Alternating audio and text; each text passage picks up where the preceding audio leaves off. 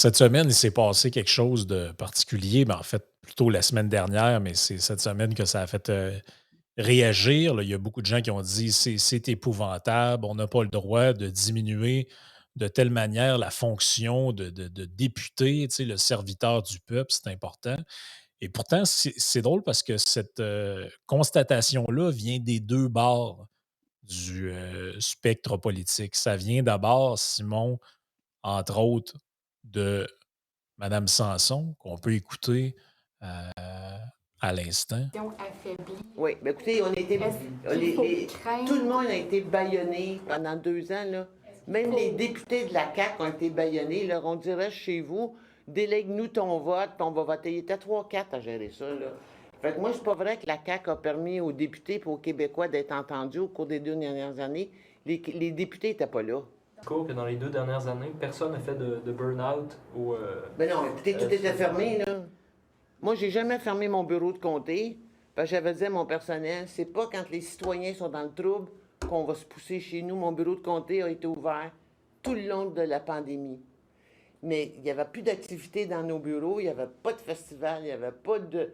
Il y avait rien. Les hôtels de ville siégeaient par Teams. Il n'y avait rien. Fait qu'il n'y a pas un député qui a fait un burn-out depuis 2 ans, là. Pas vrai, là.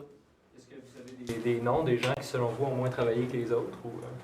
Ben, j'imagine que les ministres de la Santé qui se sont succédés ont travaillé un peu, puis Jean-François Roberge avec l'éducation, là. Mais je vous parle des députés plantes vertes comme moi, là. Ça n'a pas travaillé fort depuis 2 ans, ça, là. Donc ça a été, la réaction de Claire à son dernier, point de presse, qu'on a eu droit à l'Assemblée nationale.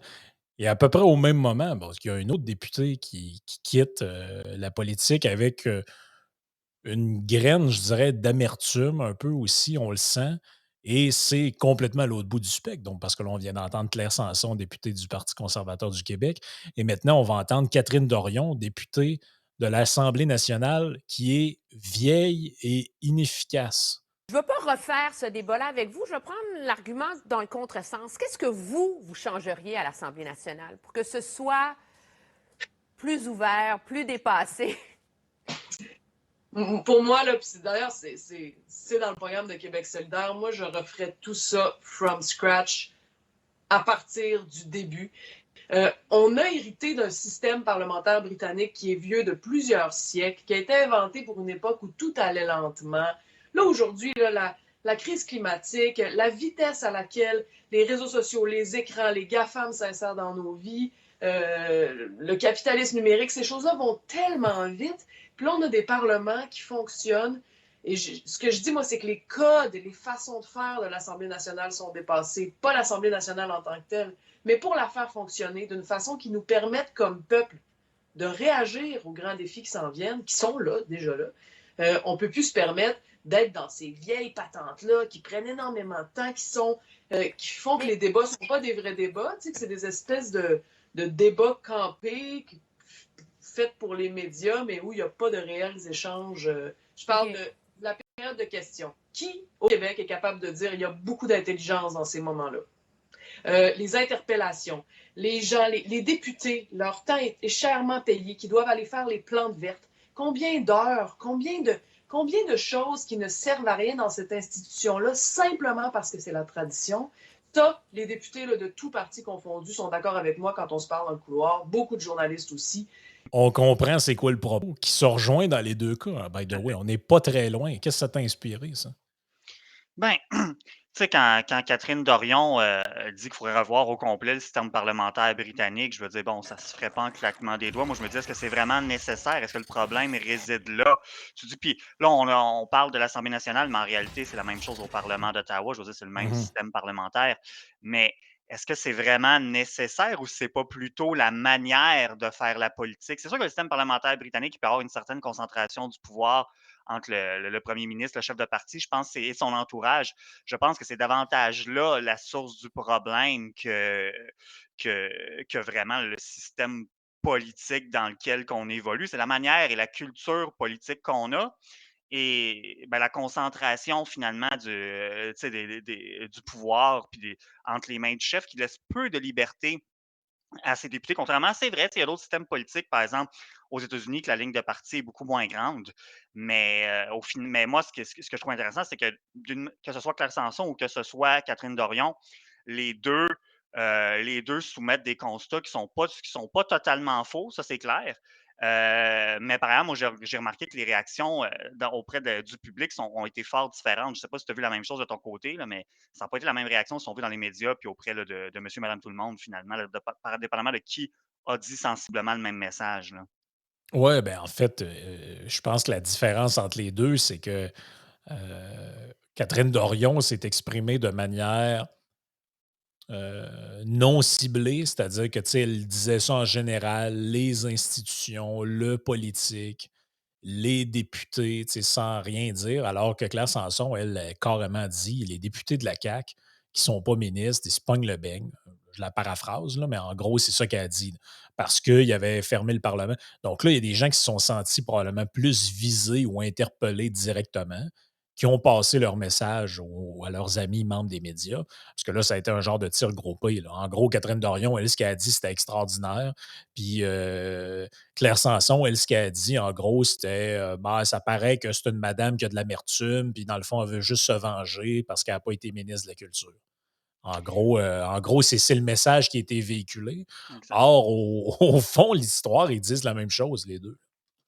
Ils disent la même chose, puis en quelque part, je me dis, les députés, par exemple, qui auraient pu se sentir interpellés par ce message-là, ben, si le chapeau le fait, qu'ils le mettent en quelque part. Moi, je l'ai dit dans un précédent, tu sais, dito, j'en ai connu des élus, puis tu sais, il y en a des gens qui travaillent fort, puis vraiment très fort. Maintenant, ce que Claire Sanson parlait, si on se concentre davantage sur son propos à elle, c'est qu'elle s'attardait davantage sur la CAQ dans le cadre de la pandémie. Mhm. Aussi, elle mentionnait également, on ne l'a pas diffusé cet extrait-là, mais elle mentionne dans cette vidéo-là que, bon, à l'arrivée en commission parlementaire, elle avait pris la peine de, tu sais, mettons, elle lisait chez Chose, elle prenait la peine de, bon, elle lisait le projet de loi et tout ça, elle arrivait. Puis là, finalement, elle se faisait remettre des messages, pour dire, ah, ben voici les lignes de com ou les questions que vous allez devoir poser à la ministre.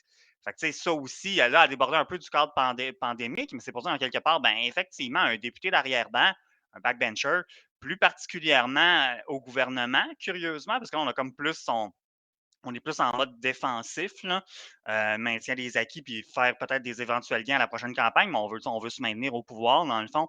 La marge de manœuvre, elle est très faible pour un député d'arrière-ban du parti gouvernemental. Puis ce qu'elle a dit là, je veux dire, il n'y a rien de faux là-dedans. Encore une fois, comme j'ai dit, si des gens se sentent visés, puis encore une fois, ça n'enlève rien à ceux qui n'ont pas à se sentir visés, qui ont travaillé fort, mais ceux qui se sentent visés, ben, qui mettent le chapeau puis qui tirent les conclusions peut-être qu'il y a lieu de tirer pour l'avenir, justement, tu sais. Oui, absolument. Puis, tu sais, même Dorion disait un peu la même chose que ce que tu viens de dire par rapport à Claire. Elle dit, parce qu'à un moment donné, l'animatrice lui dit, ouais, souvent, on te voit en chambre en train de faire d'autres choses, un peu comme une qui est accessoirement ministre, elle se limait les ongles, une autre bien connue du Parti libéral qui se décrottait le nez. Bref, on voit on voit qu'en gros, ils ont l'air à s'emmerder, hein, là-bas. Puis ils essayent de passer le temps. Maintenant qu'on a des téléphones intelligents, j'en vois tout le temps en train de pitonner pendant les échanges de période de questions. Et puis, en gros, elle, ce qu'elle dit, sa réponse à Dorion, ça dit, ouais, elle dit, quand je suis là, moi, puis je n'ai pas la parole, je travaille sur mon ordinateur, sur mes dossiers de comté, puis mes affaires, puis mes événements, puis mes rassemblements. Parce que, en gros, les députés, on est là juste pour voter comme le chef de parti nous a dit de voter quand c'était le temps de voter. Puis le reste du temps, bon, on est là pour hocher de la tête, puis dans le temps, applaudir. Maintenant, on n'a plus le droit. Fait que, tu sais, c'est un peu là qu'on en est. En fait, il y a 125 élus, mais tu as l'impression que tu sais, il pourrait en avoir 10 par parti, puis ce serait bien en masse. Là. En tout cas, on n'a pas l'impression que tu sais, les 35-40 députés de la CAQ, c'est pas plus qu'ils n'ont aucun poste de ministère ou de sous-ministre ou de quoi que ce soit. À quoi ils servent, ces gens-là? Qu'est-ce qu'ils font? Ben, en fait, c'est ça, c'est que pour un député qui n'est pas ministre, puis qu'il soit au gouvernement ou pas, en réalité, c'est que ses fonctions vont d'abord être avant tout au niveau de la représentation régionale, c'est-à-dire d'être à l'écoute, tu sais, des citoyens de par directement ou indirectement par leurs employés, par leur staff dans leur bureau de circonscription. Tu sais, de faire de la présence au bureau de circonscription, également de faire de la présence sur le terrain, puis de recevoir les demandes citoyennes pour faire, par exemple, du soutien à l'action bénévole. Ben ça, c'est que les députés ils ont un budget discrétionnaire à chaque année pour donner à différents organismes communautaires. D'être là aussi quand des citoyens ont besoin d'aide avec toutes sortes d'enjeux. Des fois, ça va être des citoyens qui ont des problèmes avec Hydro-Québec, tu sais, des gens plus démunis, ne savent pas vers qui se tourner. Bon, ils se tournent vers le député, tu vas avoir un conseiller politique qui va aller chercher une procuration pour le citoyen. Il va essayer de prendre une entente de paiement avec Hydro-Québec en étant mandaté par le contribuable pour le faire. Des choses comme ça. Puis la rappeler aussi quand il y a des activités, de couper des rubans, bon, c'est un peu cliché, mais couper des rubans, ou peu importe, la guignolée, des paniers de Noël, tout ça. Oui. Mais Claire Sanson, ce qu'elle dit, c'est qu'effectivement, pendant une bonne partie de la pandémie, il y a plusieurs députés qui ont fermé leur bureau de circonscription. Et c'est quelque chose qu'on a vu au provincial. C'est quelque chose qui a été vu au fédéral aussi. Moi, j'ai connaissance d'un député fédéral, je ne le nommerai pas, bien entendu, mais qui a admis pendant la pandémie, en privé, bien entendu, qui a admis que, ouais, pour une bonne partie de la pandémie, moi, je n'ai pas fait grand-chose. Il disait exactement ça. Il disait, ben, écoute, mon bureau de comté, mon bureau de comté était fermé, puis il n'y avait pas d'activité sur le terrain. Qu'est-ce que tu voulais que je fasse? J'étais chez nous. Puis bon, Ben, j'écoutais puis Netflix, non finalement. seulement le bureau de comté est fermé, Simon, mais en plus, l'Assemblée nationale ou le Parlement l'est aussi, ou en tout cas fonctionne, tu sais, des affaires, on est 10 sur Teams, là, Ouais, ouais, il y tu avait sais, des. ou sur Zoom. Là. Donc là, disons que c'était à fonctionnement réduit. Ça fait pas longtemps là, qu'ils sont à capacité normale, on va dire, au Parlement et à l'Assemblée nationale. Donc les autres qui n'étaient pas là ne sont pas à l'Assemblée nationale. Il n'y a pas de projet de loi qui est à l'étude parce qu'on est en pandémie, nanana, et le bureau de comté est fermé. Mais ils font quoi? Du macramé? Ou, tu sais, je veux bien croire que tu sais, les journalistes qui sortent pour dire hey, ça n'a pas de bon sens, ces gens-là travaillent fort, puis ça travaille, ça travaille.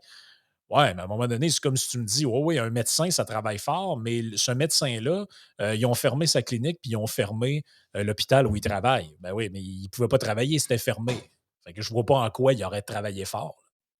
Mais non, en effet. Puis d'ailleurs, on a vu pendant la pandémie, je pense notamment à Gaëtan Barrette qui est allé faire du bénévolat, je crois. C'était-tu dans un CHSLD? Mais en tout cas, il est allé faire. C'est un médecin, il était impliqué un peu dans le réseau. Je crois qu'il y a un autre député qui l'avait Ouais, fait. c'était Enrico Ciccone, je pense. Ouais, c'est ça.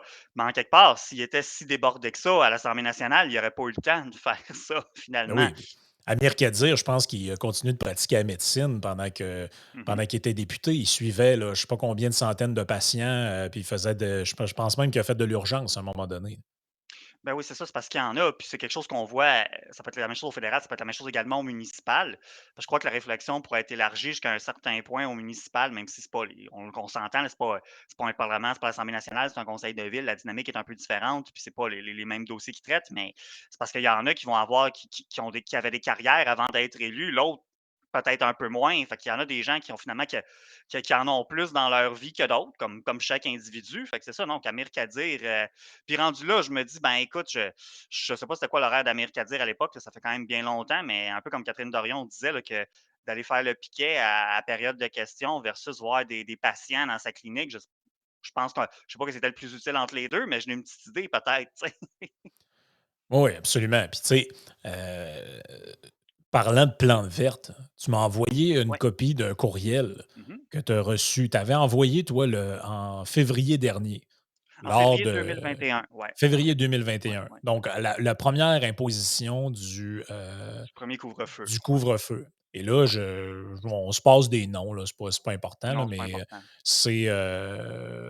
c'est une députée là, qui est au pouvoir. Ouais. Et là, tu lui écris Ouais. Madame une telle, je vous écris au sujet de la mise en place du couvre-feu le 9 janvier 2021 et qui perdure depuis maintenant 7 semaines. Cette mesure exceptionnelle a été invoquée. Là, tu expliques un peu toute la patente. Mhm. Et là, tu dis, à la lumière des faits, il est clair que la mesure que votre gouvernement a mise en place ne tient plus la route. Ce faisant, en tant que citoyen électeur de votre circonscription, je vous demande de vous opposer au maintien du couvre-feu pour que les Québécois puissent retrouver leur droit fondamental à l'autonomie et ce, dans le respect des mesures sanitaires en vigueur. Sincère salutation, Simon Rochelot, citoyen de la circonscription. Et là, tu as quelques liens en dessous. Oui. Et là, cette dame-là, qui, de mémoire, n'est pas ministre, Non. de ce que je comprends, voici sa réponse. Bonjour, Astérix, ne pas répondre à ce courriel souligné en jaune. Donc, c'est une accusé de réception automatique parce que Exact. le courriel est envoyé le 27 février 2021 à 13h58 et la réponse est reçue le 27 février à 13h59. Donc, c'est pas un être humain qui écrit, c'est un message préenregistré. Au nom de Madame la députée, nous accusons réception de votre courriel. Compte tenu de la situation actuelle, nous n'avons plus de visite au bureau de comté afin de limiter les risques de contamination, blablabla. Veuillez nous appeler ou nous écrire par courriel. Vous pouvez visiter le site québec.ca/COVID pour avoir plus de renseignements, blablabla. Veuillez agréer de l'expression de nos sincères sentiments. Bureau du comté, Madame une telle, suite 103, etc., avec le numéro de téléphone. Ouais, Et c'est la fin de l'histoire. ouais. J'ai Donc là, jamais eu. ces députés-là, qui soi-disant travaillent excessivement fort, le Parlement est fermé, ou en tout cas à effectif extrêmement réduit. Le bureau de comté est fermé. Il n'y a pas de projet de loi à l'étude et ils ne sont même pas foutus de répondre humainement à un courriel. Non. La question, je pense qu'elle est légitime, elle se pose. Que faisait-il? Elle faisait quoi de ces journées-là, cette députée-là, cette madame-là? Qu'est-ce qu'elle faisait de cette journée? Est-ce qu'elle, au moins, lisait ses courriels? On ne le saura pas. Mais forcé de constater qu'elle ne répondait pas à tout le monde. En tout cas, c'est le moins qu'on puisse dire. Non, puis pour savoir un peu comment ça fonctionne dans un cabinet dans un bureau de circonscription, du moins avant la pandémie, ces courriels-là, c'est filtré par les employés politiques. Je serais très surpris qu'elle l'ait vu. Puis bon, t'en as lu des grands bouts. Je veux dire, c'était un courriel posé, poli. Je citais des sources gouvernementales là-dedans. Parce qu'en gros, moi, j'étais plus capable. Tu sais, bon, je comprends que la pandémie, c'était pas anodin, mais le couvre-feu, c'était pas anodin non plus. Et moi, j'étais plus capable d'entendre les explications du gouvernement de la CAQ dire regardez, la courbe recommence à baisser, c'est grâce à nos mesures, c'est grâce au couvre-feu. Fait que là, moi, je suis allé chercher, comme d'autres l'ont fait dans d'autres occasions, aller chercher des chiffres, des données nord-américaines de sites gouvernementaux, CDC, il y avait une site Mhm. d'une province canadienne, il y avait des sites du gouvernement du Québec où on voyait, bon, effectivement, la baisse on comparait à l'Ontario aussi de mémoire, c'est qu'on comparait bon, la baisse de la courbe pendant ces périodes-là. On était la seule juridiction en Amérique du Nord qui avait le couvre-feu. Il y a des Mhm. juridictions même que la propagation avait diminué un peu plus qu'ici. Fait que je disais, ben, écoutez, cette mesure-là ne tient pas la route, je suis concerné, répondez-moi, faites quelque chose. C'était tout à fait posé, poli, parce que je disais ça évidemment tout à fait à propos. C'est un citoyen qui était concerné comme il se doit et j'ai eu aucune réponse. Je veux dire, à part cet accusé de réception-là, il n'y a pas eu de suivi, il n'y a pas eu de follow-up, il n'y a absolument rien eu après. Puis voilà, fait qu'est-ce qu'elle faisait, cette madame-là? Ben, clairement, en tout cas, je suis pas mal certain qu'elle a jamais vu ce courriel-là. Ouais. Les employés politiques, ils n'ont pas donné suite.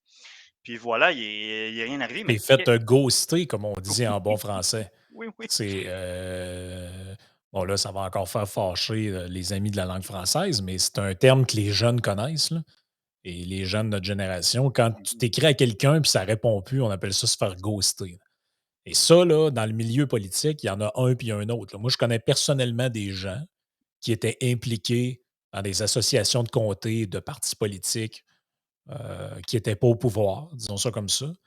Et lorsqu'il n'était pas au pouvoir, oui, oui, ça répond au courriel, excellente suggestion, oublie pas de venir à notre rassemblement à telle place. Et là, un coup qu'ils sont élus, il n'y a plus de réponse au courriel, il n'y a plus d'accusé de réception, il n'y a plus rien, il n'y a pas d'invitation, il n'y a pas de retour.